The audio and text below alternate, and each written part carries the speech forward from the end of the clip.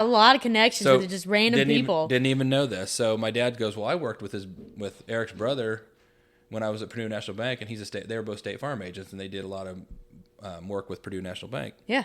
He's like, just call Eric up and say that my dad knows your brother. So I was like, okay. So I call Eric and say, hey, I know you don't know me, but my dad worked for Purdue National Bank, and my dad worked with your brother Bruce, and blah blah blah blah. And the reason I'm calling you is because I want to referee. And so he's like, well, you need to, if you want to referee in this conference, you need to come like next week. There's an AAU tournament, and we're going to be observing referees. So I go.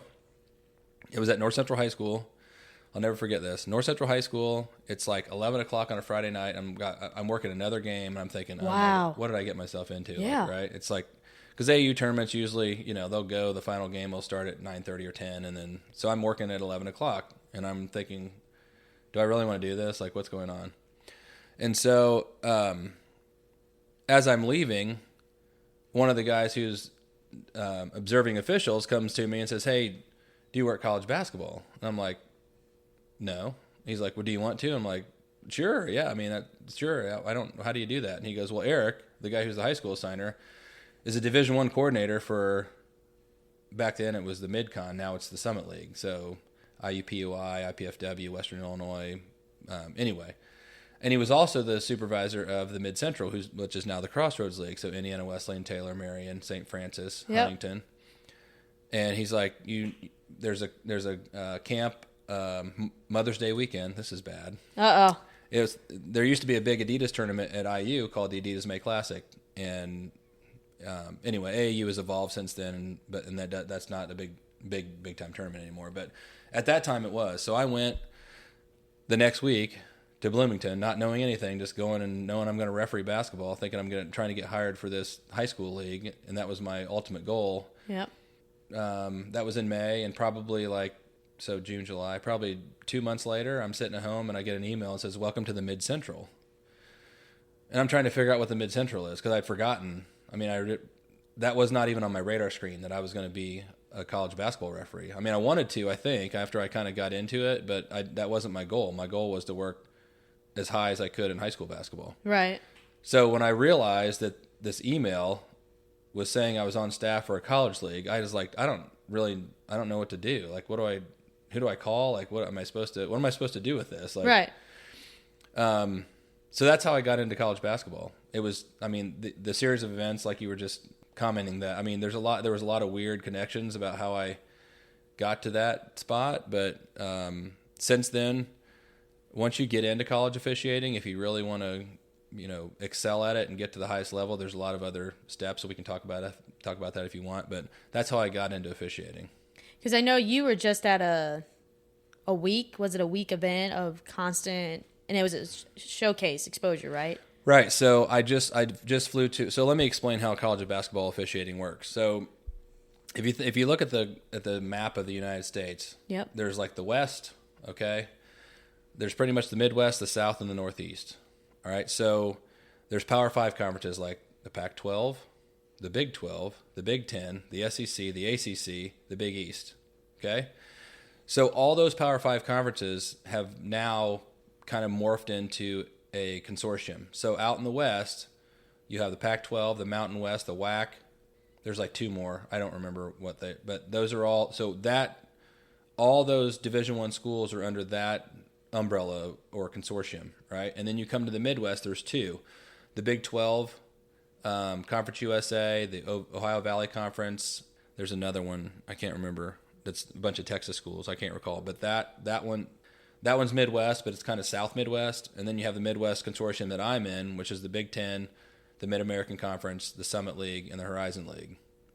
And then the place I was just at, the SEC has the SEC, the American Conference, the Sun Belt, the Southern Conference, Atlantic Sun, and SWAC are all under that consortium.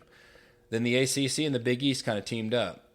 Because the Big East used to be a huge league, and now it's not as big as it used to be. Right. Because like Syracuse left and went to the ACC.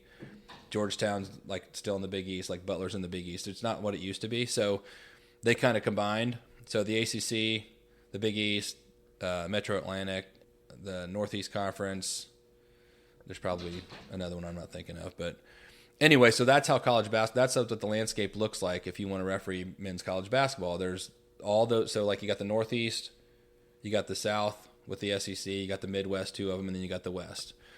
And so there's basically like 5 guys that are making the decision on who works Division I in the country.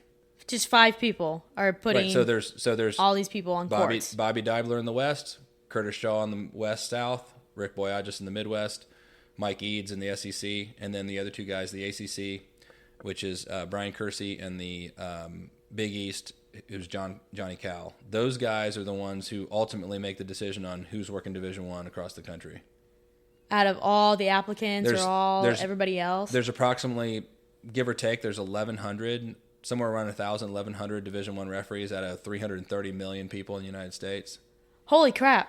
And so those guys have a lot of power. When you think about, they dictate who is hired, who's fired, who works, who doesn't work, but that's just the reality of how it works. They're trying to make it more regionalized, which is still not really regionalized yet, but they can't really, because we're all independent contractors, so you can't really tell somebody that they can't work in the West if they want. Yeah. Or you can't work in the South if you want. Hey, I live in Florida, but I want to work, in the Pac-12 at USC. They can't tell you, if you're good enough, you can work wherever you want. That's kind of how it is right now. So that may evolve too. I don't know, but that's how it works now. So I was in Atlanta. Actually, it was in Augusta, home of the Masters. And the EYBL tournament is in Augusta. So the EYBL is a big Nike tournament. Like, it's the biggest Nike tournament of the year. So this whole week you were talking about, I only worked like 3 thirds. So there was a third, and then the Peach Jam comes. Okay.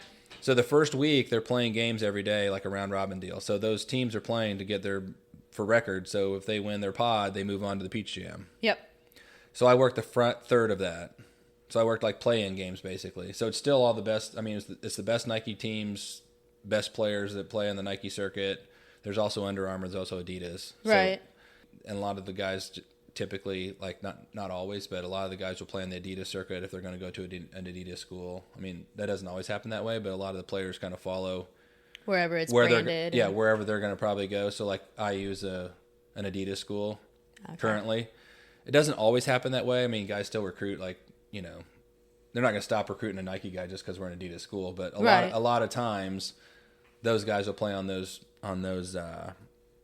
circuits based on who they're being recruited by. But anyway, so yes, I was in Augusta and I worked the front third of that, and was trying to get in the hopper to get an opportunity to work in the SEC consortium.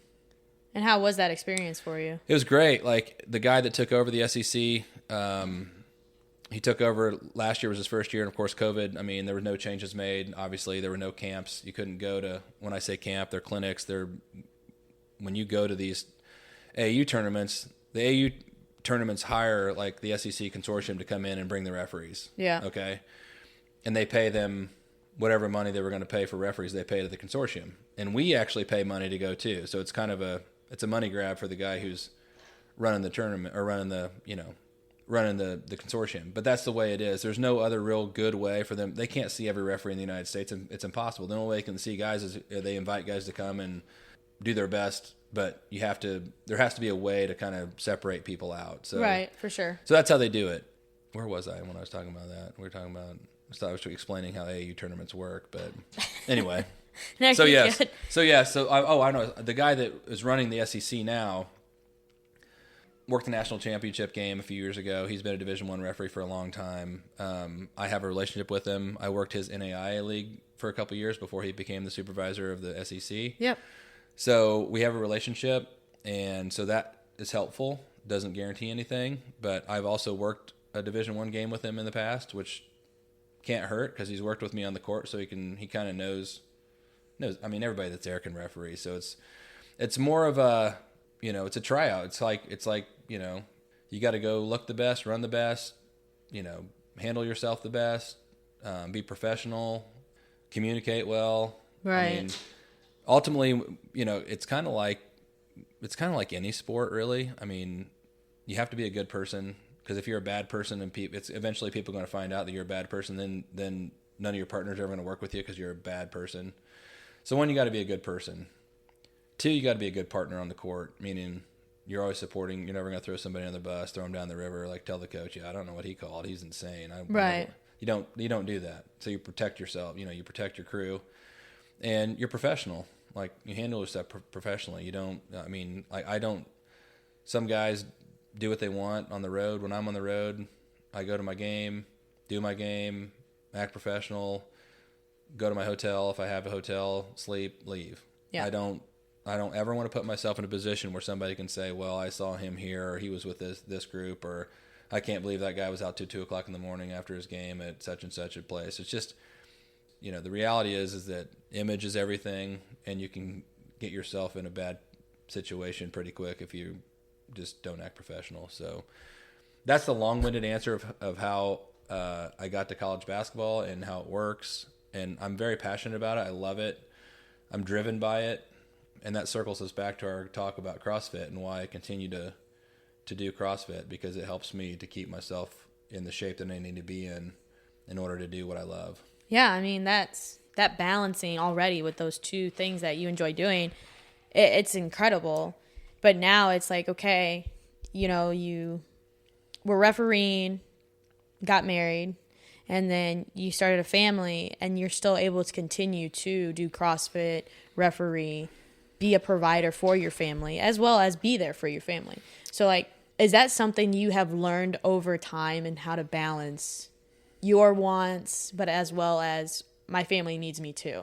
Yeah. So let me just say before I even get into all that I've sacrificed my relationship with my family a lot, especially at the beginning, to get to where I am today. But my wife knew how much I wanted to do it and supported me 100%. I have a job. I'm in the insurance business. I don't have an 8-to-5 job. I can work. I mean, people always say, hey, you're an insurance guy, you never work. Well, I actually work all the time. Like, when I was gone in Atlanta, I was on every night I came back from my games. Yeah. I was on my computer till midnight every night, like responding to emails or giving quotes to people or whatever the case. But my job affords me the luxury of being able to, the flexibility of being able to do what I do, which is nice. So that's number one. If I had an 8-to-5 job, there's no way that it'd be impossible. You couldn't do it. But the balance part of it, like, I learned it over time. Like, at the beginning, I was working high school games. So I was working a college game on a Tuesday, a college game on a Wednesday. When I first got so I was working maybe an NAI game on a Tuesday night, a D3 game on a Wednesday night. This is before I got to Division I. Yeah. A high school game on a Friday night, a college game on a Saturday afternoon, and a high school game on a Saturday night every week. And that was for a whole year, or just the fall season into the winter? basketball season basically for college basketball basically starts Halloween. Okay. You can just say November 1st to March 1st. If you work postseason, then it could go to March 15th. So if you're working college basketball, high school pretty much used to start like right around Thanksgiving. Be like right when kids get out of school for Thanksgiving break. Yeah. We used to always have that game like on a Wednesday night. That's kind of when it starts. Girls starts a little bit sooner than that. So basically November till March, because the state finals in high school are March. It's not all year, but I mean, if you think about it, it's a lot of, basically November, December, January, February, I'm not around. I'm around, but I'm not around. Right. Because I got to work. Yep. And when basketball season's in full gear, I've got a game Tuesday, Wednesday, Thursday, Saturday about every week, and they're all college games. So I'm working an NAI or D1 game on a Tuesday. Wednesday night, it could be a number of places. Thursday night, D1 game potentially. If I don't have one, I'm working a D2 game, because D2 conference games are on Thursdays, and everybody works on Saturday. That's incredible. So, continuing to talk about like the balancing part of it, my wife sacrificed a ton of me. I'm saying she sacrificed the fact that I wasn't around, and my son sacrificed a lot. And when I look back on it, the fact that I made it to Division I is fantastic, because if I wouldn't have made it, I would have felt like that I had completely wasted a lot of quality time, opportunity with my son.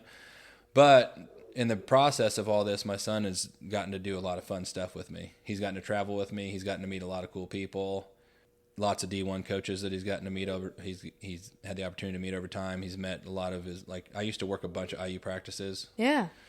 He got to meet all the players. He went in the locker room with all the players. So, it still doesn't balance out to the fact that I wish I could have spent more time with him, because he played basketball growing up, and that didn't work very well, because his games are not going to, my schedule and his schedule playing never really lined up very well when he was little. Yeah. Now, I was fortunate. I was able to coach him for part of his basketball